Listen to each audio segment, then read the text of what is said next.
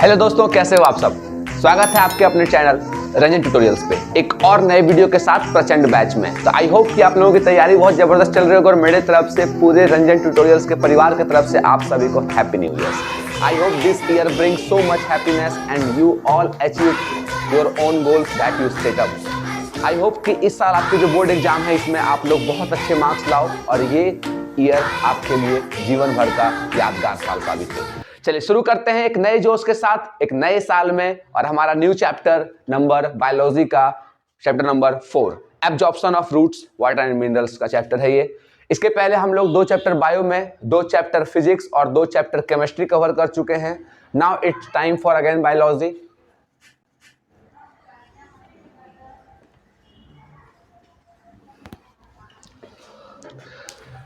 इस चैप्टर में हम लोग को क्या क्या पढ़ना है, अगर हम बात करें एब्जॉर्प्शन ऑफ रूट्स की तो इसमें क्या क्या मौजूद है हम लोग का। सबसे पहले बात करते हैं कि एब्जॉर्प्शन बाय रूट्स होता क्यों है, क्या आवश्यकता है इसकी एब्जॉर्प्शन करने की पौधों को। देखो, प्लांट जो है एक लिविंग बीइंग्स है और उसको भी जीने के लिए हर न्यूट्रिएंट्स और मिनरल्स की आवश्यकता पड़ती है और प्लांट में भी डिफरेंट प्रोसेस होता है जिन प्रोसेस के थ्रू वो जिंदा रहते हैं। तो उन सारे प्रोसेस को कवर करने के लिए, उन सारे प्रोसेस को कंप्लीट करने के लिए प्लांट बॉडी को भी हर चीज चाहिए। तो वह आखिर कैसे लेगा। जैसे हम लोग न्यूट्रिशन लेते हैं खाने की प्रक्रिया से, हमारे बॉडी में न्यूट्रिशन चलता है ब्लड के हेल्प से। तो उसी तरीके प्लांट बॉडी न्यूट्रिशन कैसे लेंगे और उनके बॉडी में न्यूट्रिशन को पूरे प्लांट के बॉडी में ट्रांसफर कौन करेगा, चीजों को पहुंचाएगा कौन सब जगह से। तो उसके लिए हमें कौन सा चैप्टर पढ़ना है, एब्जॉर्प्शन बाय रूट्स। तो पहले बात करना है प्लांट फिजियोलॉजी क्या होता है। प्लांट फिजियोलॉजी जिसमें हम लोग इन सारे चीजों को डील्स करते हैं कि प्लांट के बॉडी पार्ट्स कैसे हैं, प्लांट का मेटाबॉलिज्म क्या क्या है, प्लांट में कौन कौन सा प्रोसेस होता है, प्लांट में कौन कौन से टाइप के सिस्टम इस प्रोसेस में इन्वॉल्व होते हैं और कौन कौन से प्रोसेस से सारे चीजें उन्हें मिलती है। तो इन सारे चीजों को स्टडी करने के लिए हम लोग प्लांट फिजियोलॉजी के बारे में पढ़ते हैं।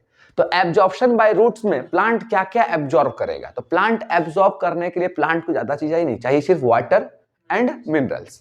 ये 2 चीज प्लांट एब्जॉर्ब करता है। तो इसी पे डिस्कस करना है। पहला बात कि क्यों करता है और दूसरा बात कि कैसे करता है और तीसरा बात कि किस किस फैक्टर पे इनका एब्जॉर्प्शन डिपेंड करता है। बस इस चैप्टर में इतना ही है। समझ आ गया बात।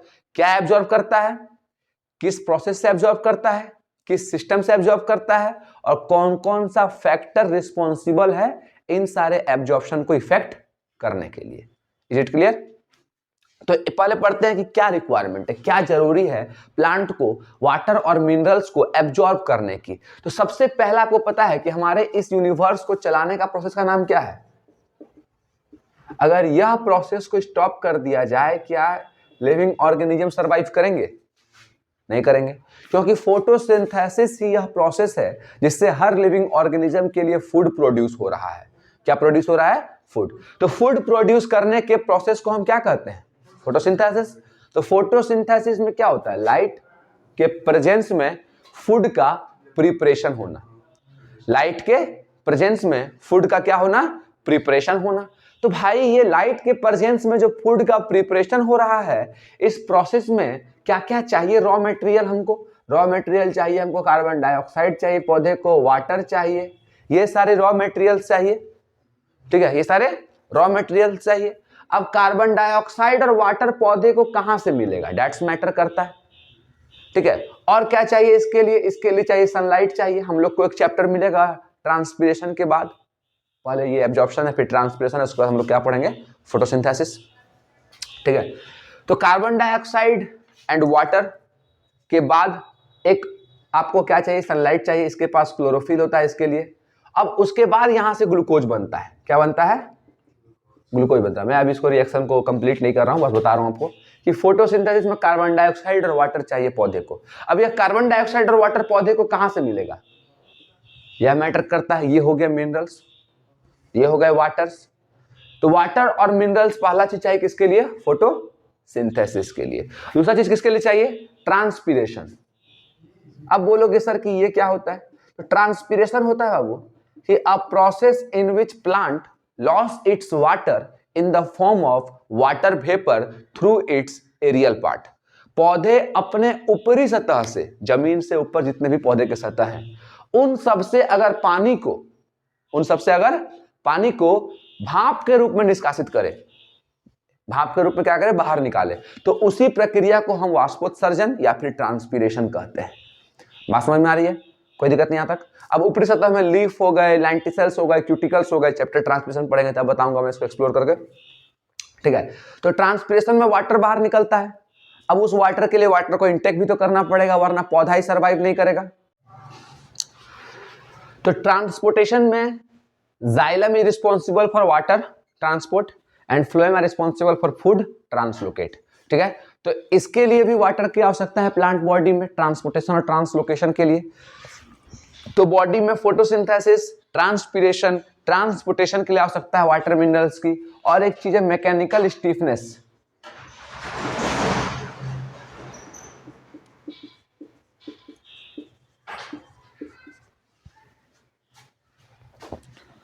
मैकेनिकल स्टीफनेस, मैकेनिकल स्टीफनेस क्या होता है तुम्हारा, जैसे आप देखते होगे एक टच मी नॉट प्लांट आता है, मिमोसा प्यूडिका, छुई मुई का पौधा।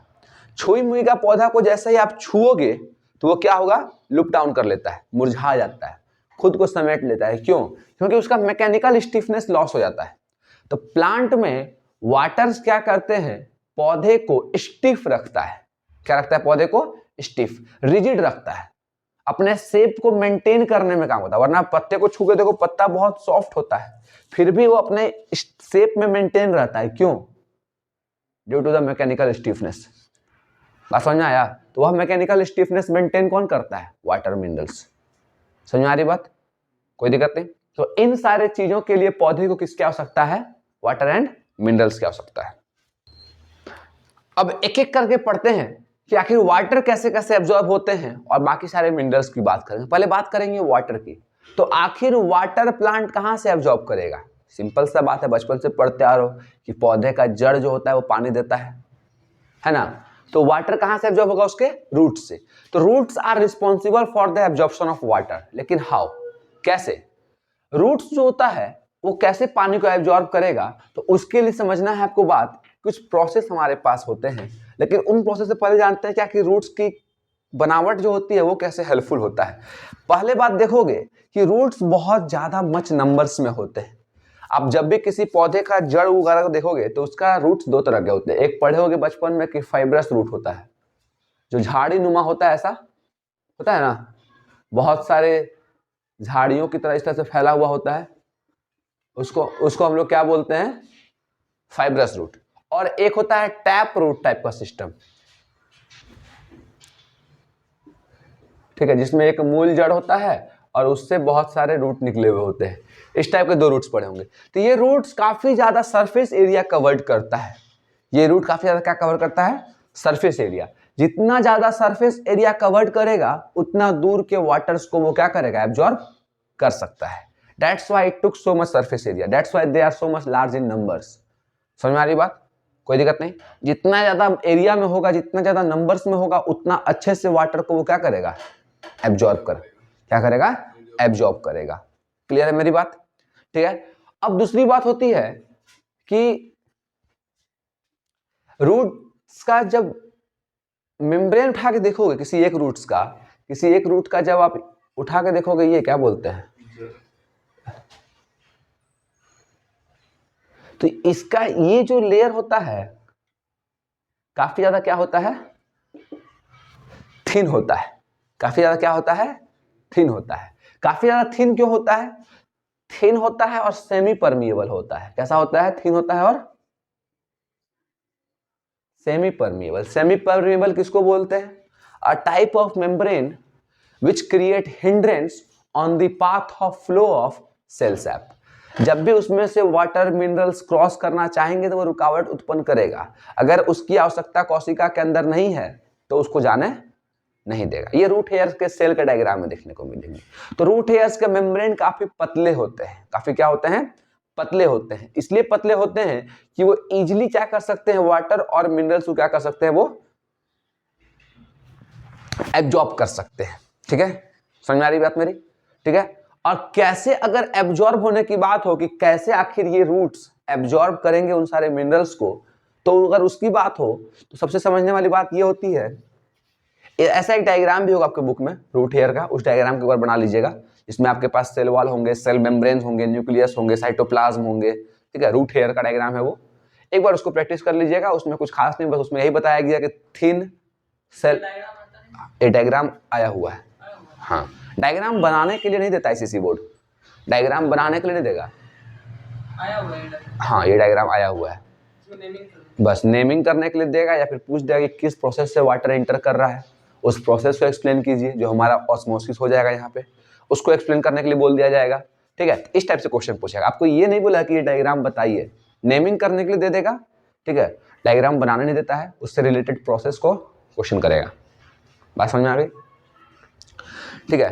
तो इसमें रूट हेयर जो होता है तुम्हारा, वो क्या काम करता है समझ में आ गया। थिन सेल मेम्ब्रेन होता है, वाटर को इजीली एब्जॉर्ब करने का काम करता है by the process of osmosis, ठीक है। ऑस्मोसिस कितने सारे प्रोसेस से प्लांट को वाटर मिनरल्स मिलता है, अगर उसकी बात हो तो हमारे पास पहला नाम आता है किस चीज का, इम्बिबिशन, दूसरा ऑस्मोसिस, तीसरा डिफ्यूजन, और कुछ रह गया, इम्बिबिशन, ऑस्मोसिस, डिफ्यूजन, और ठीक है। ट्रांसपोर्ट में तो एक्टिव ट्रांसपोर्ट और पैसिव ट्रांसपोर्ट दोनों हो जाएगा उसमें, हाँ प्रोसेस यही है, ठीक है। ट्रांसपोर्ट हम लोग कर लेंगे। वाटर और कोई भी गैसेस या मिनरल्स इन्हीं तीन प्रोसेस से इंटर कर सकता है, इन्हीं तीन प्रोसेस से इंटर कर सकता है, इम्बिबिशन, ऑस्मोसिस और डिफ्यूजन। एक एक करके पढ़ते हैं। जैसे आपने देखा होगा, ध्यान दिया होगा कि ठंड के दिनों में बोलते हैं, बरसात के दिनों में दरवाजे जो होते हैं लकड़ी वाले, खास करके लकड़ी वाले दरवाजे की बात कर रहा हूं मैं, वो उस नॉर्मल अपने सेटअप में फिक्स नहीं आते हैं। आपने महसूस किया है क्या, ठीक है, कि अगर लकड़ी का दरवाजा है अपने घर में, तो बरसात के दिनों में देखना कि वो बड़ा टाइट हो जाएगा, उसमें लगेगा नहीं, थोड़ा सा पुल करना, ज्यादा फोर्स लगाना पड़ेगा तब फंसता है, फिर खोलने में भी मेहनत लगेगा। लेकिन गर्मी के दिन में वही दरवाजा बड़ा आराम से सेट लग जाता है, ऐसा क्यों? एक्सपेंशन, तो हीट वाला चैप्टर तो पढ़ नहीं रहे कि सॉलिड एक्सपेंड कर जाएगा। इम्बिबिशन, कोई गर्मी तो उसको जला तो रहा नहीं, वरना लकड़ी का दरवाजा है तो जल जाएगा भाई, उसे एक्सपेंड करने की जगह राख होगा वहां पे, ठीक है। तो इम्बिबिशन क्या होता है, वो लकड़ी के दरवाजे किससे बने हुए हैं, लकड़ी के सेल से बने हुए होंगे पहले, और लकड़ी का सेल डेड होने के बावजूद उसके पास क्या रहता है, सेल वॉल रहता है, क्योंकि सेल वॉल तो डेड इन नेचर है। सेल वॉल कैसा होता है, डेड इन नेचर। अब वह सेल वॉल जो डेड इन नेचर है वो कैसा है, फ्रीली परमिएबल है, कैसा है, फ्रीली परमिएबल है।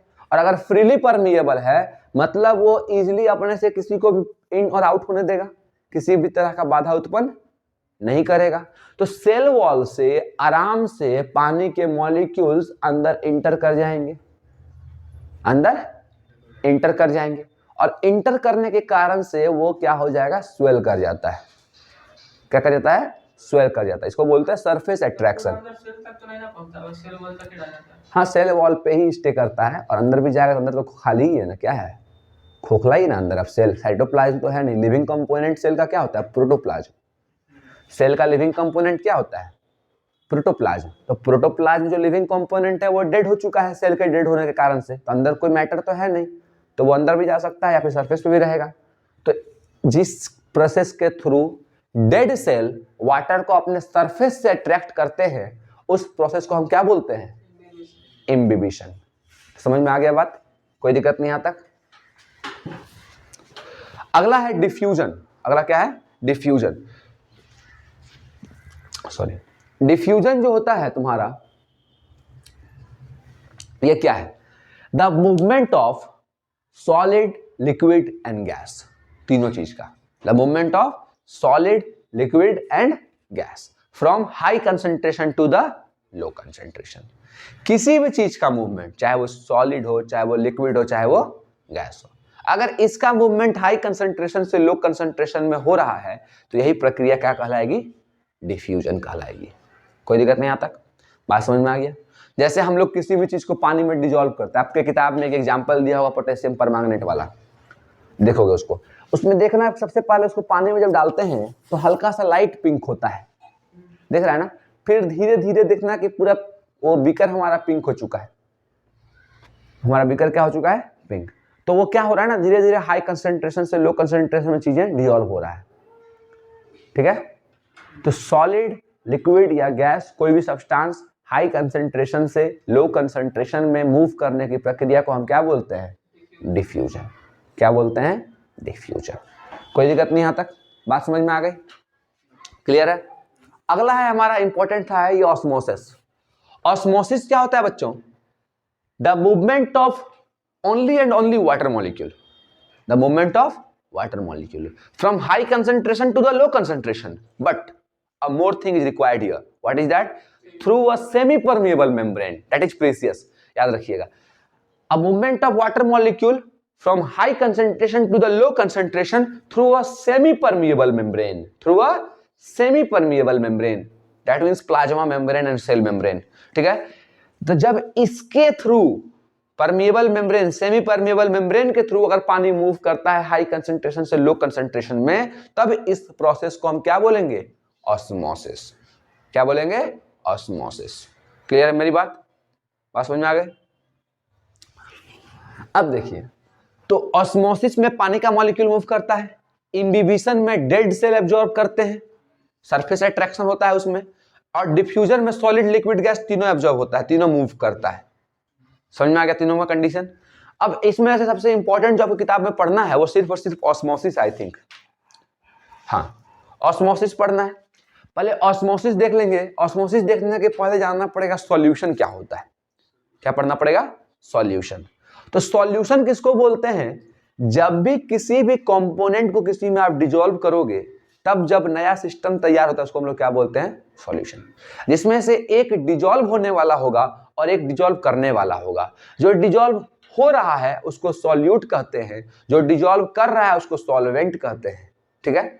और जिसकी मात्रा सॉल्यूशन में कम है उसको सॉल्यूट कहेंगे। क्या कहेंगे, उसको सॉल्यूट। और जिसकी मात्रा सॉल्यूशन में ज्यादा है उसको सॉल्वेंट कहेंगे। याद रखिएगा, सॉल्यूट और सॉल्वेंट को मिला के सॉल्यूशन बनता है।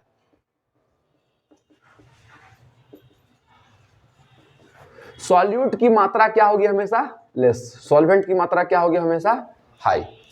क्लियर है मेरी बात। अब देखो ध्यान से, तो सॉल्यूशन समझ में आया किसको बोलते हैं। सॉल्यूट और सॉल्वेंट को मिला देंगे तो क्या बनेगा, सॉल्यूशन। जिसकी मात्रा कम होगी वह सॉल्यूट कहलाएगा, जिसकी मात्रा ज्यादा होगी वह सॉल्वेंट कहलाएगा, और दोनों को मिला के सॉल्यूशन तैयार होता है। अब ध्यान दो कि मेरी बात पे कि सॉल्यूशन के टाइप्स कितने होते हैं। तो सॉल्यूशन के मेनली कितने टाइप होते हैं, 3 टाइप होते हैं। On the behalf of concentration of water, suppose करो एक मैंने बीकर तैयार किया, जिस बीकर में मैंने चीनी और पानी का घोल ले लिया है, चीनी और पानी का घोल ले लिया। ध्यान दोगे यहां से जरा, शुगर और वाटर का यह सॉल्यूशन है। एक मैं क्या ले लेता हूं, प्लांट के सेल को, प्लांट के सेल को। प्लांट के सेल की अगर बात करें तो इसके अंदर भी पहले से क्या है, साइटोप्लाज्म है, और साइटोप्लाज्म में वाटर तो होगा ही, वाटर के साथ साथ मिनरल्स भी होंगे, इसको हम लोग सेल सैप कहते हैं। तो सेल सैप अपने आप में एक सॉल्यूशन है ना। तो 2 सॉल्यूशन को मैं मिला देता हूं, 2 सेल सैप मतलब वाटर और मिनरल्स के सारे सॉल्यूशन को सेल सैप कहते हैं। जो साइटोप्लाज्म में होता है प्लांट के अंदर, सेल के अंदर, उसको सेल सैप कहते हैं हम लोग। सारे मिनरल्स, न्यूट्रिएंट्स और वाटर होंगे इसमें, ठीक है। अब देखो इन दोनों को मैं मिला देता हूं, यह भी एक सॉल्यूशन है अपने आप में, यह भी एक सॉल्यूशन है अपने आप में। दोनों को मिला देंगे तो एक नया सॉल्यूशन बनेगा ना। मैं क्या करता हूं, इन दोनों को मिला देता हूं।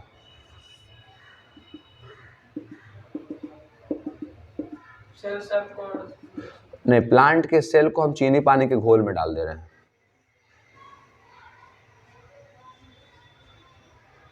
प्लांट के, समझ रहे हो ना बात को, क्या करना चाह रहे हैं हम क्या कर रहे हैं,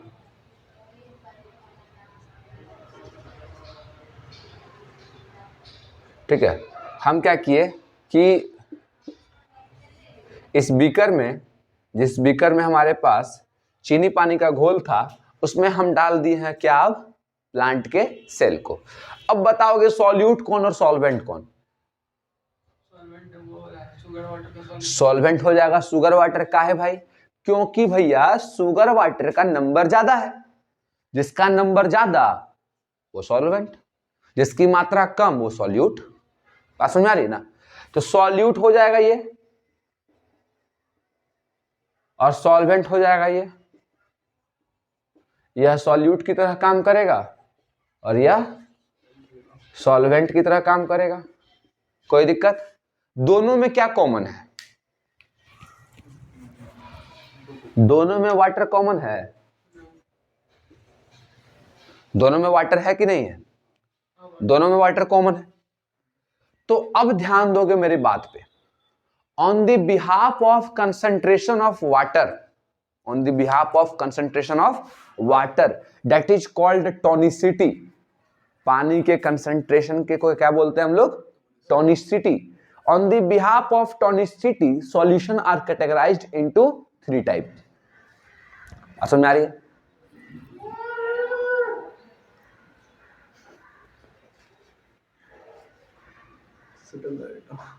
गिरा दे शटर।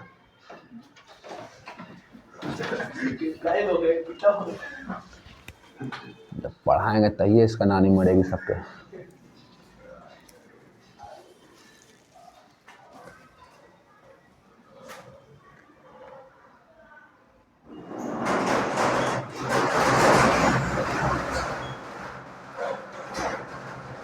जितना भी एक्सपेरिमेंट है सब में वाटर नहीं होगा ना, शुगर ये सब जो है उससे कोई फर्क नहीं।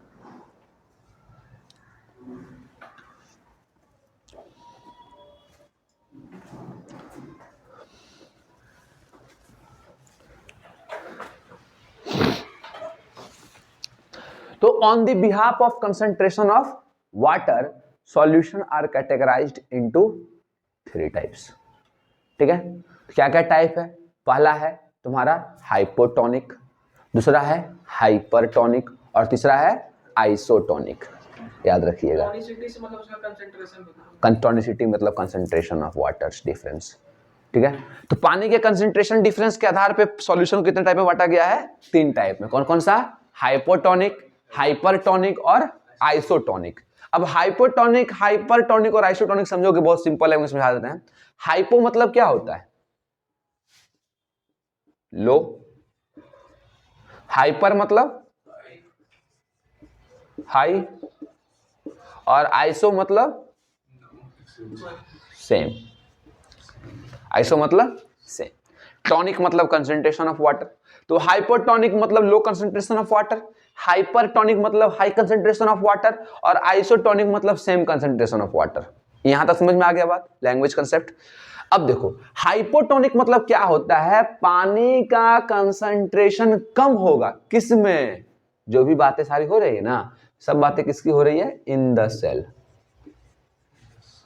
किसकी? आउटसाइड से इसका नहीं, इन द सेल। किसकी बातें हो रही है? In the cell. हाइपोटोनिक में पानी का कंसंट्रेशन कम होगा। किसमें? सेल में। किसके मुकाबले? सराउंडिंग के मुकाबले। किसके मुकाबले? सराउंडिंग के मुकाबले। बात समझ आ रही है ना? तो हाइपोटोनिक में concentration of water is less with respect to their surroundings. समझ में आ गया बात? क्या बोला? इंडोस्मोसिस। अरे वो बता रहे हैं इंडोस्मोसिस, पहले ये समझो ना। समझ आ गया ना बात?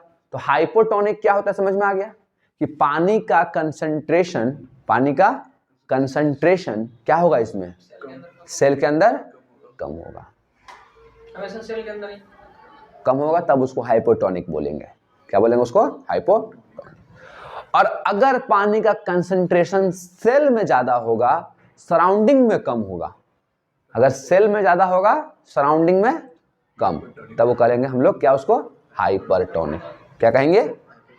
और दोनों में अगर सेम होगा तो आइसोटोनिक। क्लियर? पानी का कंसंट्रेशन इनसाइड द सेल कम, हाइपोटोनिक। आउटसाइड द सेल ज्यादा, हाइपरटोनिक। है ना? इनसाइड द सेल कम तो हाइपोटोनिक। और आउटसाइड द सेल ज्यादा तो और फिर इनसाइड द सेल नहीं लगे। सुनो मेरी बात, क्या मेरे लैंग्वेज को समझो। इनसाइड द सेल कम तो हाइपोटोनिक, और आउटसाइड द सेल अगर पानी का कंसेंट्रेशन ज्यादा तब क्या कहेंगे? हाइपोटोनिक। सुन नहीं रहा मेरी बात? मैं क्या बोल रहा हूं, इनसाइड द सेल अगर पानी कम तो हाइपोटोनिक, और आउटसाइड द सेल अगर पानी ज्यादा,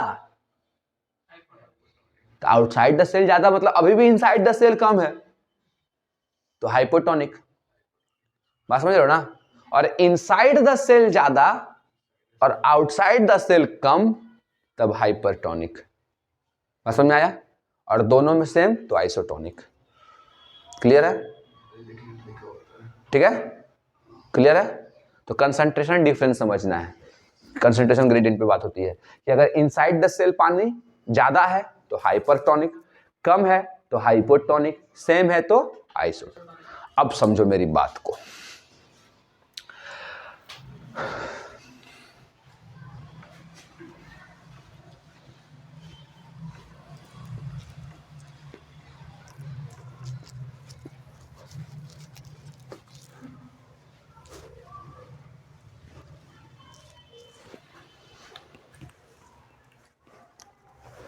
अब समझो मेरी बात को।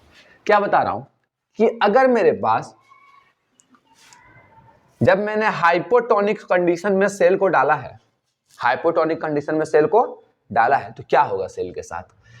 सेल के अंदर पानी कम है, सेल के अंदर पानी क्या है? कम है। सेल के अंदर पानी क्या है? कम है। सेल के बाहर पानी ज्यादा है, सेल के बाहर पानी ज्यादा है। ये तो सेल वॉल है, ये क्या है? Cell wall. फ्रीली परमिएबल, इससे पट से पानी अंदर जाएगा। अब अंदर पानी कम है, बाहर ज्यादा है, अंदर पानी कम है, बाहर ज्यादा है, तो एक प्रोसेस मैंने भी पढ़ाया है, movement of water molecule.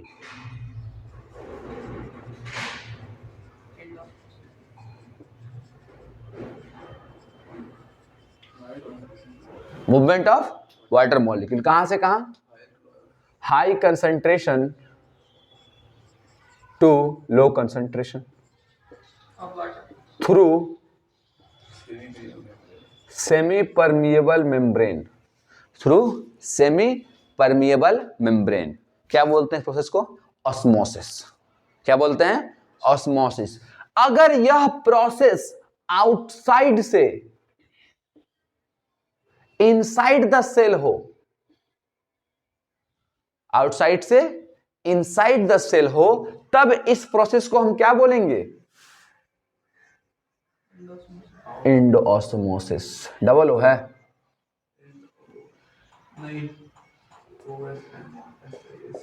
Endosmosis. क्या बोलेंगे इसको?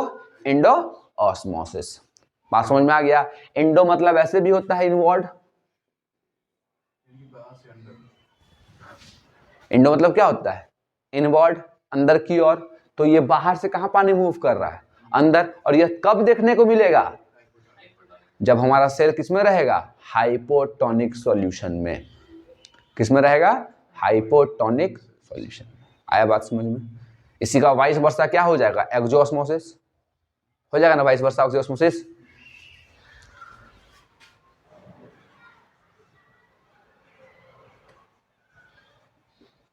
एक्सो मतलब क्या हो जाएगा? आउटवर्ड। तो जब हाइपरटोनिक सॉल्यूशन में सेल को डालोगे तो सेल के अंदर से पानी कहां जाएगा? बाहर की ओर। सेल से अंदर से पानी कहां जाएगा? बाहर की ओर। और उस प्रोसेस को हम क्या बोलेंगे? एक्सोऑस्मोसिस। क्या बोलेंगे? एक्सोऑस्मोसिस। कोई दिक्कत नहीं यहां तक? आ गया बात समझ में? अगर हम लोग इस सेल को डाल दिए किसमें? आइसोटोनिक सॉल्यूशन में, तब क्या ऑस्मोसिस होगा? नहीं होगा, क्योंकि बाहर और अंदर दोनों में पानी का कंसंट्रेशन क्या हो जाएगा? इक्वल हो जाएगा। अगर पानी का कंसंट्रेशन बाहर और अंदर इक्वल होगा तो पानी का मूवमेंट किधर भी नहीं होगा, और पानी का मूवमेंट किधर भी नहीं होगा तो ऑस्मोसिस भी नहीं होगा। That is called no osmosis. तो आइसोटोनिक में नो ऑस्मोसिस, हाइपरटोनिक में एक्सोऑस्मोसिस, हाइपोटोनिक में इंडोऑस्मोसिस। क्लियर? एकदम समझ में आ गया? अब कोई कंफ्यूजन नहीं रहा? अब समझते हैं बात को कि इनमें डालने के बाद होगा क्या। जैसे ही हमने हाइपोटोनिक सॉल्यूशन में सेल को डाला तो सेल के अंदर क्या भरना शुरू किया, वाटर। कब तक भरेगा, जब तक दोनों का कंसंट्रेशन सेम ना हो जाए। बाहर और अंदर दोनों में पानी की मात्रा, दैट मीन्स कि वो आइसोटोनिक सॉल्यूशन को अचीव ना कर ले, आइसोटोनिक सॉल्यूशन को अचीव ना कर ले, तब तक पानी का मूवमेंट होते रहेगा। अगर उसमें पानी लगातार भरता जाएगा तो उसके अंदर पहले से अमाउंट ऑफ सब्सटेंस ज्यादा होगा, अब पानी भी बढ़ गया तो सेल के अंदर अमाउंट ऑफ सब्सटेंस क्या होगा, इंक्रीज कर जाएगा। अब जब सेल के अंदर अमाउंट ऑफ सब्सटेंस लगातार इंक्रीज करते गया, लगातार इंक्रीज करते गया, तो सेल के अंदर सब्सटेंस खुद को एक्सपेंड करने के लिए सेल के दीवार पे प्रेशर लगाएगा, लगाएगा कि नहीं लगाएगा, लगाएगा ना। सेल के अंदर जब अमाउंट ऑफ सब्सटेंस इनसाइड भरते गया तो वो खुद को फैलाने, जैसे कैसे बलून में अंदर हवा डाल दो तो बलून फूलने लगता है, क्यों, क्योंकि वो हवा जाके खुद को एक्सपेंड करने के लिए बलून के इंटरनल वॉल पे प्रेशर लगाता है। बात समझ आ रही है। वैसे ही सेल के अंदर जैसे ही पानी भरता जाएगा तो वह पानी अंदर से सेल के दीवार पे प्रेशर लगाना शुरू करेगा और सेल्स बिकम टर्जिड। सेल क्या हो जाएगा, फूल जाएगा, टर्जिड हो जाएगा। इसी प्रोसेस को हम क्या, ये हाइपोटोनिक कंडीशन में हो रहा है। इसी प्रोसेस को हम क्या बोलते हैं, टर्जिडिटी। और जो सेल के दीवार पे अंदर से प्रेशर लग रहा है सब्सटेंस के द्वारा खुद को एक्सपेंड करने के लिए, उस प्रेशर को क्या बोलते हैं, टर्गर प्रेशर। क्या बोलते हैं, cell sap on the cell wall, inside the wall, inside the membrane of cell, inside the membrane of cell। ठीक है, सब पे लग रहा है, सेल मेम्ब्रेन पे लगेगा, सेल मेम्ब्रेन से सेल वॉल पे लगेगा, लेकिन इंटरनल लगेगा। अब सेल फट नहीं जाए, सेल फट नहीं जाए, उससे खुद को बचाने के लिए, उससे खुद को बचाने के लिए सेल का दीवार भी सब्सटेंस में प्रेशर लगाता है।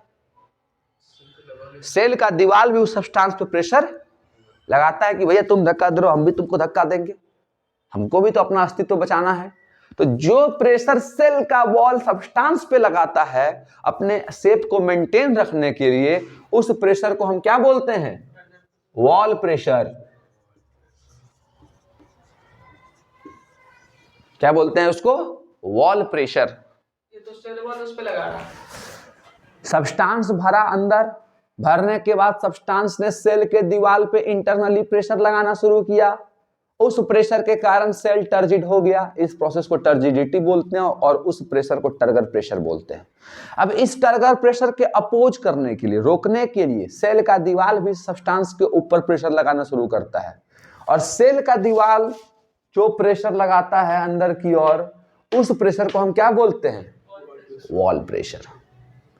क्या बोलते हैं, आया मेरी बात समझ में, कोई दिक्कत। तो यहां तक बात हो गई हमारी टर्जिडिटी की। किसकी बात हो गई, टर्जिडिटी की। तो टर्जिडिटी के बाद हम लोग देखते हैं कि टर्जिडिटी तो तब देखने को मिलेगा ना जब सेल अंदर फिलअप होगा, सेल के अंदर वाटर फिलअप होगा, दैट मीन्स हाइपोटोनिक सॉल्यूशन में। लेकिन क्या होगा अगर वाटर हमारा किसमें जाए, हाइपरटोनिक में जाए हमारा सेल, और वाटर हमारा सेल से बाहर की ओर जाए, तब क्या होगा सेल के साथ। तब ऐसे कंसंट्रेशन के अगर डिफरेंस हो जिसमें पानी बाहर क्या हो, कम हो, बाहर क्या हो, कम हो, और अंदर क्या हो,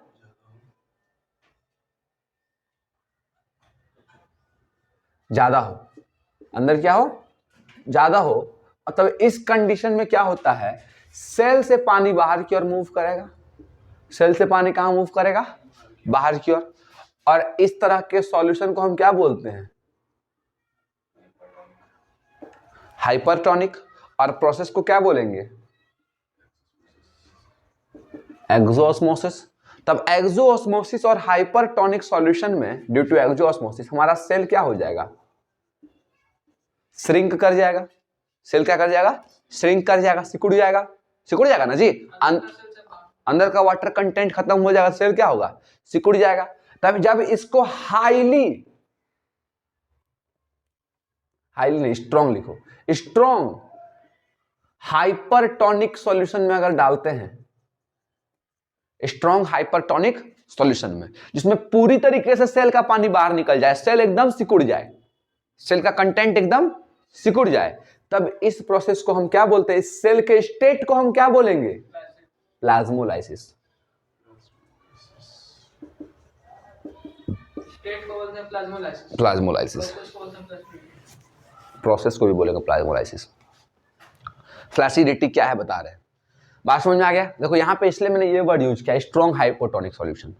जब स्ट्रॉन्ग हाइपरटोनिक सॉल्यूशन में किसी सेल को प्लेस्ड करोगे, तब तुम्हारा सेल अपने वाटर कंटेंट को कंप्लीटली लूज कर देगा और सेल सिकुड़ जाएगा। हाइपरटोनिक मतलब अंदर का जो कंसंट्रेशन वाटर है बहुत कम है with respect to the surrounding, अंदर का कंसंट्रेशन ऑफ वाटर बहुत ज्यादा है with respect to the surrounding. बात समझ में आ गया। हाइपरटोनिक स्ट्रॉन्ग है मतलब पानी का कंसंट्रेशन अंदर बहुत ज्यादा है और आउटसाइड द सेल बहुत कम है। तब सेल से बाहर आएगा उसी को प्लाज्मोलाइसिस। सेल से बाहर आ जाएगा तो सेल पूरा सिकुड़ जाएगा, तब सेल को हम लोग क्या बोलेंगे, क्या हो गया, सेल प्लाज्मोलाइसिस हो चुका है। सेल के साथ सेल का साइटोप्लाज्म पूरी तरह सेल से पूरा श्रिंकन हो चुका है। समझ में आ गया बात।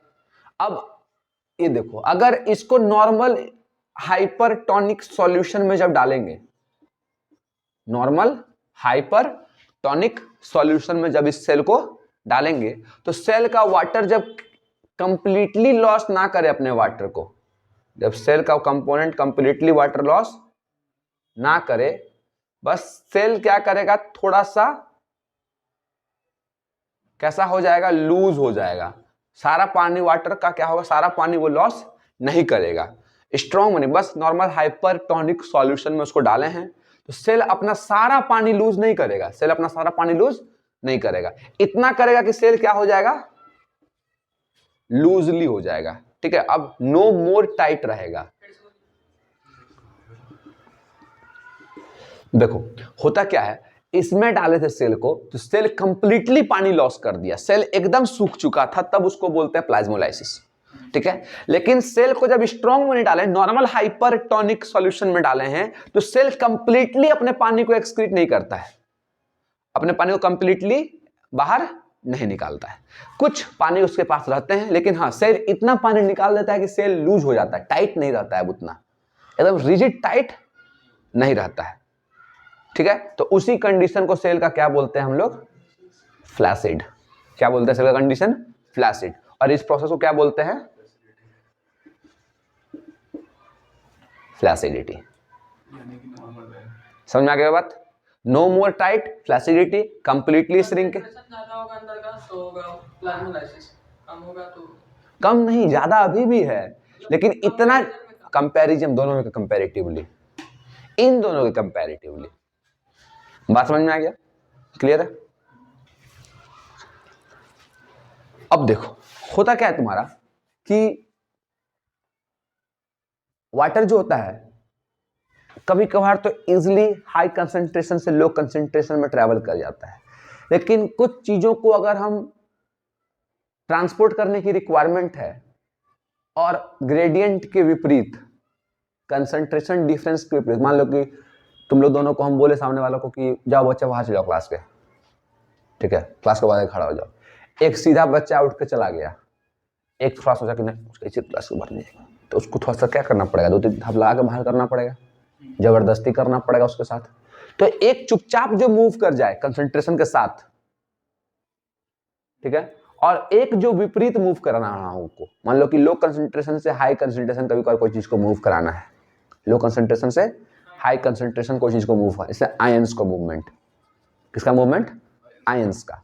वाटर तो मूव कर गया हाई से लो चुपचाप, लेकिन कुछ आयंस हैं जिसको मूव कराना है हमको सेमी परमेबल मेम्ब्रेन से, तो उनके मूवमेंट में हमको एक्स्ट्रा एनर्जी खर्च करना पड़ता है। क्या खर्च करना पड़ता है, एक्स्ट्रा एनर्जी।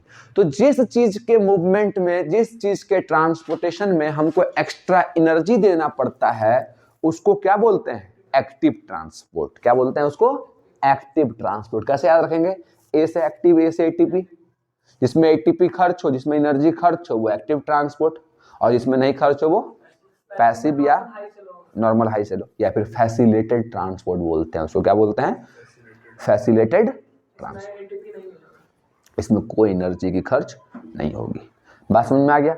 एक्टिव ट्रांसपोर्ट के लिए इसमें एटीपी यूटिलाइज होगा, कंसंट्रेशन ग्रेडियंट के विपरीत मूवमेंट होगा, उसको बोलेंगे एक्टिव। सारे आयंस का मूवमेंट एक्टिव से ही होता है, और जो अपने आप lower to higher with utilising energy in the form of ATP, it is called active transport. और जिसके मूवमेंट में एटीपी खर्च ना हो, एनर्जी ना लगे, वो क्या कहलाएगा? Passive transport. क्लियर यहां तक बात? ऑस्मोटिक प्रेशर क्या होता है?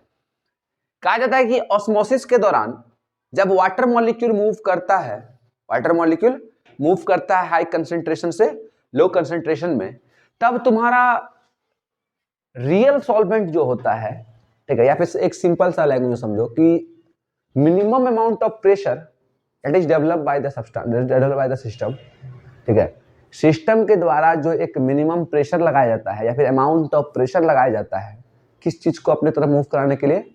वाटर को, ठीक है। वाटर को हाई कंसंट्रेशन से लो कंसंट्रेशन में लेने के लिए सिस्टम के द्वारा कोई ना कोई प्रेशर तो एक्सर्ट किया जाएगा ना, उसको अपनी तरफ अट्रैक्ट करने के लिए। बात समझ आ रही है? जैसे पानी मूव करेगा हाई से लो, कुछ तो होगा जो हाई से लो में होगा, जो हाई से खींच रहा होगा चीजों को, तो ना हाई से लो पानी दौड़ेगा। तो उसमें जो लो से हाई, लो में जो बैठ के हाई से पानी खींच रहा है, उसी प्रेशर को हम क्या बोलेंगे? जो ऑस्मोसिस करा रहा है। बात समझ आ रहा है? इसी प्रेशर के कारण क्या होता है? पानी का मॉलिक्यूल हाई कंसंट्रेशन से लो कंसंट्रेशन में मूव करता है, और यही प्रेशर रिस्पॉन्सिबल है किस चीज के लिए? ऑस्मोसिस के लिए। बात समझ में आ गई? That pressure that is developed by the system to water intake in the process of osmosis. Osmosis के दौरान कितना पानी एब्जॉर्ब किया जाएगा, कितना पानी लिया जाएगा, उसी प्रेशर को हम क्या बोलते हैं? Osmotic pressure. क्लियर है मेरी बात? बात समझ में आ गई?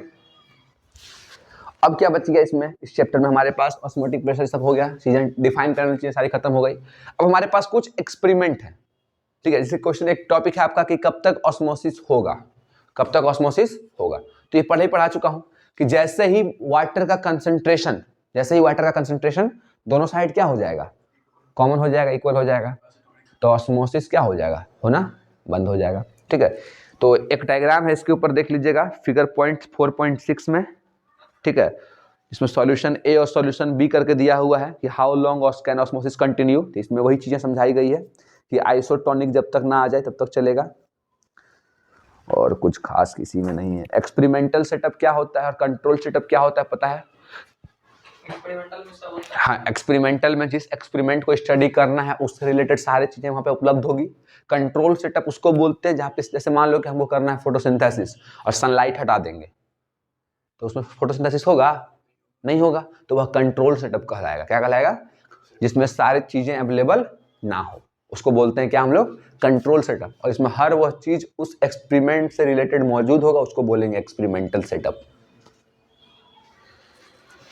और कुछ खास तो इसमें बचा हुआ नहीं है। इधर टोनिसिटी हो गया, active transport, passive transport, turgidity, flaccidity, plasmolysis, uses of turgidity to plant.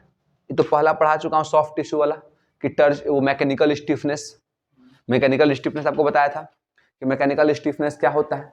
Mechanical stiffness के कारण ही हमारे जितने भी प्लांट हैं उसके बॉडी पार्ट्स सरवाइव करते हैं एक फिक्स्ड और रिजिड पोजीशन में।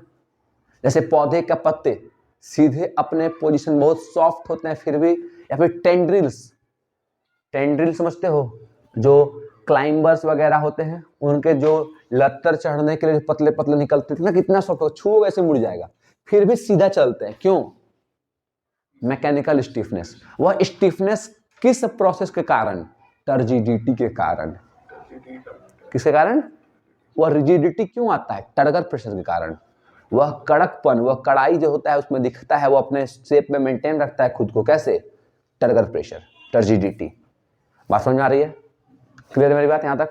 ठीक है। तो उसी के ऊपर से अगर किसी तुम पौधे का जड़ छूना, देखना बहुत सॉफ्ट रहता है पौधे का, पेड़ की बात नहीं कर रहा हूं मैं। तुम किसी भी पौधे का तुम रूट का टिप छूना, उसका टिप, सबसे आखिरी छोर, देखना व्हाइट रहेगा और बहुत सॉफ्ट रहेगा, ठीक ना। वो सॉफ्ट इतना है फिर भी वो किसी भी पत्थर को चीरते हुए आगे निकल जाता है। जमीन के नीचे बहुत सारे पत्थर हैं, उन सबको चीरते हुए आगे निकलता है। कैसे? Turgor pressure. कैसे? Turgor pressure. आखिर जमीन के मिट्टी को भी हटा के आगे अंदर जा रहा है ना, कैसे जा रहा है? उतना सॉफ्ट चीज टूट नहीं रहा है, टर्गर प्रेशर के कारण। किसके कारण? टर्गर प्रेशर के कारण। बात समझ में आ रही है? क्लियर यहां तक? ऊपर से तुम्हारा टर्गर प्रेशर जब लग रहा है तब अंदर का जो सॉल्यूशन है वो ये हाइपोटोनिक है। टर्गर प्रेशर कब लगेगा? जब टर्जिडिटी फेस करेगा। टर्जिडिटी, हाँ, हाइपोटोनिक। क्या रहेगा? हाइपोटोनिक। ठीक है, क्लियर है मेरी बात यहां तक?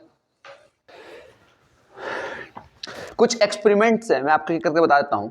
सबसे पहला एक्सपेरिमेंट दिया हुआ है इसमें, एक तो मैं बता दिया आपको रूट वाला, और उसके बाद एक दिया हुआ है आपको कि अगर मैं किसी भी प्लांट को कट कर दूं, किसी भी प्लांट के सूट्स को अगर कट कर दूं, तो कहा जाता है क्या कि उसके सूट के द्वारा प्रेशर अभी भी लग रहा है कि हर पानी को ऊपर मूव करने से। एक एग्जांपल में देखोगे, बलसम पौधा को कट करके मैनोमीटर जोड़ा हुआ है उसमें, ठीक है। बलसम पौधा को कट करके जब मैनोमीटर से जोड़ा जाता है तो उसमें कट करने के बावजूद भी उसका सेल सैप धीरे धीरे ऊपर की ओर चढ़ते जा रहा है। क्यों?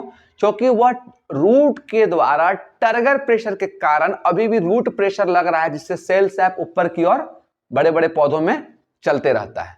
तो वह टर्गर प्रेशर ही होता है जिससे रूट प्रेशर भी क्या करता है? डेवलप करता है।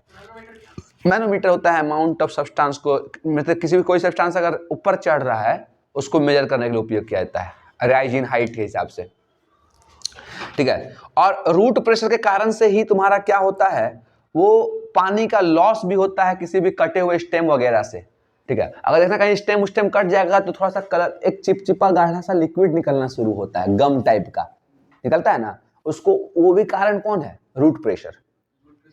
किसके कारण है? रूट प्रेशर, ठीक है। और उस प्रोसेस को क्या बोलते हैं? ब्लीडिंग। क्या बोलते हैं उसको? ब्लीडिंग। बात समझ में आ रही है? तो अगला एक्सपेरिमेंट है तुम्हारा टर्गर, हाँ, टर्गर प्रेशर तो पता ही है भाई, फोटोसिंथेसिस में पढ़ना भी है हम लोग को कि गार्ड सेल का ओपनिंग और क्लोजिंग किसके कारण? Turgor pressure. जब गार्ड सेल के अंदर वाटर मॉलिक्यूल भरता है तो गार्ड सेल बाहर की ओर खुलता है, गार्ड सेल बाहर की ओर स्ट्रेच होता है और ओपनिंग ऑफ स्टोमाटा हो जाता है। पोटेशियम आयन थ्योरी और शुगर सॉल्यूशन थ्योरी, दो थ्योरी है ना इसके ऊपर। ये तो रिवीजन चल रहा है आप लोग का, तो आप लोग को पता होना चाहिए कम से कम इतना कि पोटेशियम आयन थ्योरी और शुगर सॉल्यूशन थ्योरी दो चीजें हमारे पास पढ़ चुके हैं पहले भी हम लोग, जो इन दोनों प्रोसेस से हमारे गार्ड सेल स्वेलअप करते थे और स्वेलअप करने के बाद स्ट्रेच आउट होते थे, और स्ट्रेच आउट करने के प्रोसेस में वो ओपन होते थे। तो स्ट्रेच आउट किससे होते थे? टर्गर प्रेशर से। दूसरा है टर्गर मूवमेंट, वही मिमोसा प्यूडिका वाला छोई मुई का पौधा, शुरुआत में चैप्टर का बताया मैंने इस बार कि जैसे ही आप उसको छुओगे तो टर्जिडिटी खत्म हो जाती है क्योंकि टर्गर प्रेशर लॉस हो जाता है। इस तरह के मूवमेंट को बोलते हैं नेस्टिक मूवमेंट। क्या बोलते हैं? Nastic movement. नेस्टिक मूवमेंट के कारण से पौधे जो होते हैं वो अपना क्या करते हैं? टर्गर प्रेशर लूज कर देते हैं। जैसे आप पौधे को छुओगे वो मुरझा जाएगा। क्यों मुरझा जाएगा? छूते ही क्या होगा, उसका वाटर क्या होगा, वहां से वापस चला जाएगा। वाटर जाएगा तो टर्जिडिटी खत्म। बात समझ में आ गया? स्टिफनेस खत्म।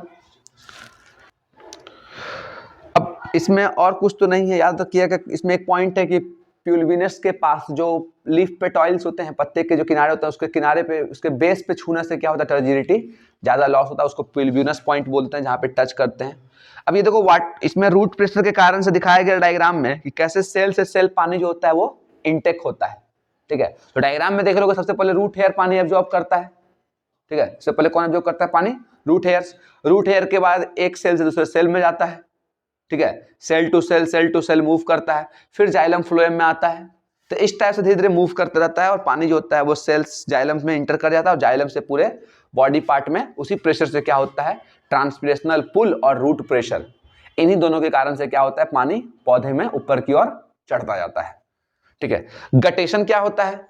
गटेशन होता है कि जब सुबह सुबह कभी कभार देखना, उठोगे, अभी ठंड के दिन में ज्यादा ऑब्जर्व कर सकते हो आप, उठोगे ठंड के दिन में तो पत्ते के पास अगर घर में बगीचा वगैरह है, पौधे वगैरह लगाए हुए, तो ध्यान देना कि पत्ते के मार्जिन में पानी की बूंदें होती है। पत्ते के किनारे पर पानी की क्या होती है? बूंदें पाई जाती है। हम लोग को लगता है कि वह ओस है, ऐसा हम लोग सपोज करते हैं कि वह ड्यू है, ओस है, लेकिन वह ओस अक्सर नहीं होता है। वह पौधे के पत्ते अपने पौधे के अंदर से पानी रिलीज करता है। जब पौधा का पत्ता पानी को वाटर ड्रॉपलेट के रूप में बाहर निकालता है, जब पौधा अपने पानी को वाटर ड्रॉपलेट के रूप में बाहर निकालता है तो इस प्रक्रिया को हम क्या कहते हैं? गटेशन। क्या कहते हैं? गटेशन। और पौधे के पत्ते में एक इसके लिए स्पेशल पार्ट है जिसका नाम है हाइडाथोड्स। क्या नाम है उसका?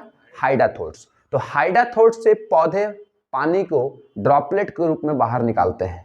उस प्रक्रिया को क्या कहते हैं हम लोग? गटेशन। क्या कहते हैं उसको? गटेशन। ठीक है।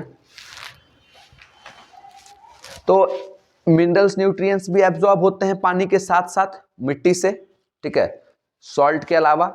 और वाटर बाय रूट तो चलता ही ऑस्मोसिस के प्रोसेस से। कुछ एक्सपेरिमेंट और है प्लांट के लिए जिसमें ऐसा एक ये एक्सपेरिमेंट 4.15, ये ओल्ड बुक है कि न्यू बुक नहीं पता मुझे। 4.15 एक्सपेरिमेंट, ये एक्सपेरिमेंट बहुत इंपॉर्टेंट एक्सपेरिमेंट है ये वाला। ठीक है, ये वाला एक्सपेरिमेंट बहुत ज्यादा ही इंपॉर्टेंट है। इसमें क्या बताया गया है? इसमें बताया गया है कि एक तुम्हारा डाल दिया गया है पौधे को किसमें? पानी के, और पानी के ऊपर ऑयल गिरा दिया गया है। पहला क्वेश्चन पूछता है क्यों ऑयल गिरा है? क्योंकि ऑयल इसलिए गिराते हैं कि पानी जो है वो तुम्हारा इवेपोरेशन से लॉस ना हो, पानी का लॉस इवेपोरेशन से नहीं हो। अब क्या किया जा रहा है? धीरे धीरे देख रहा है कुछ दिन में पानी टेस्ट ट्यूब में घट गया। कहां से घटा भाई? पानी इवेपोरेशन से तो लॉस करेगा नहीं, मतलब पानी को कौन एब्जॉर्ब कर रहा है? प्लांट एब्जॉर्ब कर रहा है। सिंपल सा बात है। अब एक कलरफुल पानी डाल के देखा गया है, कलरफुल पानी डाल के देखा गया, फिर उसके काटा गया, जब उसके ट्रांसवर्स सेक्शन लिए गए जाइलम के, और तो उसमें भी वो कलर आ गया है। मतलब कहीं ना कहीं पानी को एब्जॉर्ब रूट्स के थ्रू होता है। ठीक है, जाइलम फ्लोएम क्या होता है पहले बता चुका हूं। और एक बार जाइलम और फ्लोएम को काट के देखा गया, जाइलम को काट के थोड़ा देर छोड़ दिया गया तो ग्रिडलिंग के प्रोसेस को देखने को मिला है। ग्रिडलिंग मतलब होता है वहां पे आके सारे मिनरल्स क्या होने लगे? कोएगुलेट होने लगे। क्या होने लगे? जमा होने लगे। उसको ग्रिडलिंग कहते हैं। ठीक है, यहाँ पे ग्रोथ रुक जाएगा प्लांट का। अब कौन कौन सा प्रोसेस में हेल्प करता है ये फोर्स? बहुत इंपॉर्टेंट तो सारा पढ़ ही चुके हो, रूट प्रेशर में, कैपिलैरिटी में, ट्रांसप्रेशनल पुल में, एडहेशन में। ठीक है, अब ये रूट प्रेशर तो तब से पढ़ा रहे हैं। कैपिलैरिटी क्या होता है? ये जाइलम वेसल जैसे पतले पतले ट्यूब में इस कैपिलर फोर्स के कारण लंबे लंबे पेड़ों में क्या होता है? पानी के ऊपर की ओर मूव करता है। ठीक है, जाइलम बहुत पतला ब्लड वेसल्स बोल रहे हैं, पतला वेस्कुलर वेसल्स है, पतला वेस्कुलर वेसल्स है। तो उसमें जो सक्शन फोर्स डेवलप कर रहा है ऊपर की ओर खींचने के लिए वाटर मिनरल्स को, तो उस फोर्स को हम क्या बोलते हैं? Capillary force. क्या बोलते हैं? तो और इस प्रोसेस को क्या बोलते हैं? कैपिलैरिटी। कैपिलैरिटी। और ट्रांसपिरेशनल पुल, पत्ता में पौधे पानी को क्या करते हैं? भाप के रूप में बाहर निकालते हैं। तो जब ऊपर से पानी भाप के रूप में निकल रहा है तो नीचे से सक्शन डेवलप करेगा, उसे ट्रांसमिशनल पुल बोलते हैं। वो भी रिस्पॉन्सिबल है वाटर और मिनरल्स को लंबे लंबे पेड़ों में ऊपर की ओर पहुंचाने के लिए। और एडहेशन और कोहेशन, दो तरह का फोर्स लगता है, फोर्स ऑफ एडहेशन और force of cohesion. Adhesion force क्या होता है? देखो, अब मान लो कि एक वाटर मॉलिक्यूल को वो ऊपर की ओर खींचा, ठीक है, खाली जो पानी ऊपर की ओर होगा उसी को ना खींच पाएगा रूट, लेकिन सारा पानी कैसे खिंचा रहा है? क्योंकि एक पानी का मॉलिक्यूल दूसरे पानी के मॉलिक्यूल से जुड़ा हुआ होता है। एक पानी का मॉलिक्यूल दूसरे पानी के मॉलिक्यूल से क्या हुआ होता है? जुड़ा हुआ होता है। कौन से फोर्स से? एडहेशन के फोर्स से। इसलिए तब भी पानी गिराओगे देखना कि पानी एक धार में गिरता है। क्यों? पानी के सारे मॉलिक्यूल आपस में फोर्स ऑफ एडहेशन से कंबाइंड होते हैं। फोर्स ऑफ एडहेशन से क्या होते हैं? कंबाइंड। और एक गिलास में पानी रखो, पूरा गिलास का पानी से फेंक दो, सारा पानी निकल जाएगा? कुछ ना कुछ पानी क्या हुआ? गिलास के दीवार पर चिपका हुआ रह जाएगा। तो सरफेस और वाटर मॉलिक्यूल के बीच में जो फोर्स है उसको बोलते हैं फोर्स ऑफ कोहेशन। क्या बोलते हैं? Force of cohesion. ठीक है, एडहेशन होता है वाटर मॉलिक्यूल के बीच, एडहेशन और वाटर कोहेशन। बात समझ में आ गई? और डाउनवर्ड मूवमेंट ऑफ शेप की बात करें तो फोर्स ऑफ ग्रेविटी के कारण चलता है फूड मॉलिक्यूल्स। डाउनवर्ड ग्रेविटी, उसको ट्रांसलोकेशन बोलते हैं हम लोग, फ्लोएम में देखने को मिलता है। ठीक है, तो ये हो गया हमारा कोहेशन और एडहेशन भी हो गया। तो यहां तक बात हो गई किसकी? हमारी एब्जॉर्प्शन बाय रूट्स की। अब जल्दी से इसको टिक लगा लीजिएगा, एक इंपॉर्टेंट चैप्टर है ये हमारा, नया किताब देना, उसमें समझ में आएगा। पेंसिल, पेंसिल नहीं, थोड़ी ऐसी बताइए ना। चलिए ठीक है, हम लगा देते, बता देते। चलो तुम लोग लगा। सबसे पहले इसमें लगाने वाला चीज है ये root hair have thin walls. Diagram के साथ इसको अच्छे से पढ़ लीजिएगा, ठीक है। 4.2 वाला डायग्राम। और imbibition, diffusion, osmosis, active transport, passive transport, turgidity, flaccidity और प्लाज्मोलाइसिस, इतना का डेफिनेशन आपको याद होना चाहिए, इंपॉर्टेंट है, ठीक है। और इसमें एक्सपेरिमेंट की बात करें हम तो पहला एक्सपेरिमेंट आपको करना है 4.6 वाला कर लीजिएगा, जिसमें आपका सॉल्यूशन ए और सॉल्यूशन बी में है वाटर मॉलिक्यूलर सेल से आपका movement, how long can osmosis continue वाला। ऑस्मोटिक प्रेशर और टॉनिसिटी का डेफिनेशन याद होना चाहिए। और 4.8 में जो भी डायग्राम है ये वाला सारा ए डायग्राम, ठीक है, वो ध्यान होना चाहिए, बहुत इंपॉर्टेंट है, ठीक है। ये डायग्राम सारा ध्यान होना चाहिए। और उसके बाद आपको करना है डायग्राम कर लिए 4. ये वाला डायग्राम कितना में है मेंशन नहीं है, नाम मैं दिखा देता हूं, ये डायग्राम कर लीजिएगा। वॉल प्रेशर, टर्गर प्रेशर याद रखिएगा। Active transport, passive transport, diffusion, osmosis में difference, uses of turgidity to plant, most important, वो नहीं, टर्जिडिटी का उपयोग यहां से, ये बहुत इंपॉर्टेंट है सारा। ये वाला भी सॉफ्ट टिश्यू लीफ वाला, bleeding, turgor movement, root pressure, ठीक है। गटेशन बहुत ज्यादा इंपॉर्टेंट है, बहुत बार पूछा गया गटेशन, हाइड्राथोर्स बहुत पूछा है। और ये तो VBI है।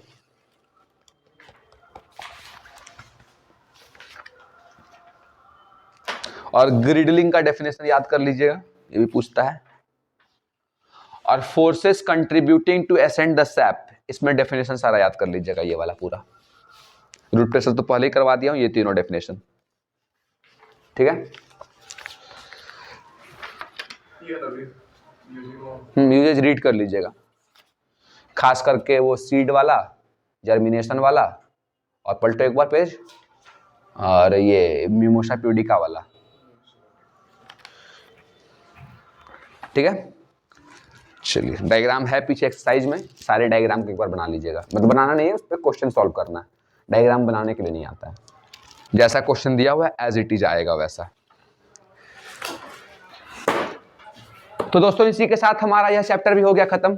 तो अगले वीडियो में मिलेंगे, तब तक आप हमारे साथ जुड़े हुए रहिएगा, और जो भी डाउट है कमेंट सेक्शन में जरूर पुट कीजिएगा। और अगर टेस्ट सीरीज ज्वाइन करना है तो हमारे नंबर्स आपके स्क्रीन पे होंगे, उससे कांटेक्ट कीजिएगा। और अगर किसी भी तरह का कोई डाउट है तो आप व्हाट्सएप पे भी मैसेज मुझे कर सकते हो, ग्रुप को भी ज्वाइन कर सकते हो, टेलीग्राम चैनल भी हमारा है रंजन ट्यूटोरियल्स GS सेंटर के नाम से, आप उसको भी ज्वाइन कर सकते हो हमारा टेलीग्राम चैनल को।